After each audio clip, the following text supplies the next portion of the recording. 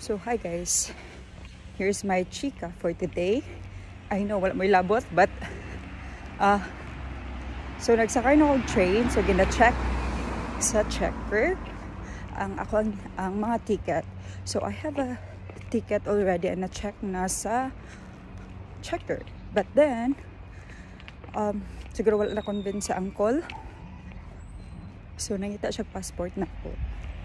Sadly, kay naggabi nag-change ko ang bag, wala na ako na apil og butang ang akong passport, akong residence permit sa isa ka bag.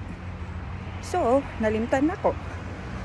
And luckily na ako picture sa akong passport, so maauto ako ang gipakita sa iyaha. And I'm so happy guys. Kay kain pud kaayo. Kain kaayo si uncle. Nagsugot ra siya. And yeah.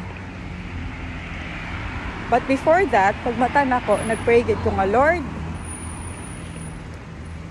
if ever, Lord, tabangi ko for today.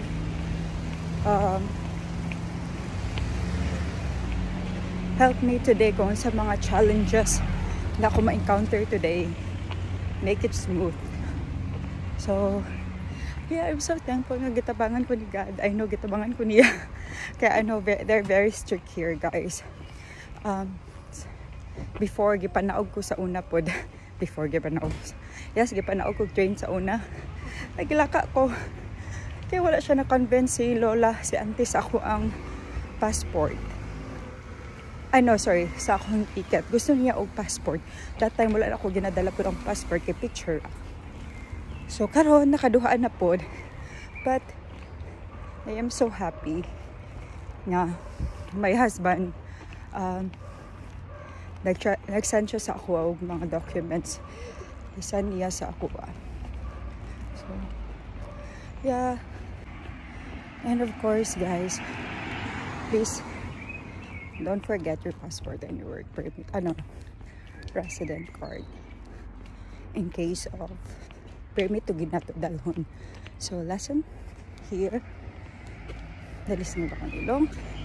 Lesson here is check all the time kung saan nasa magsulod sa bag para di ka maglisod.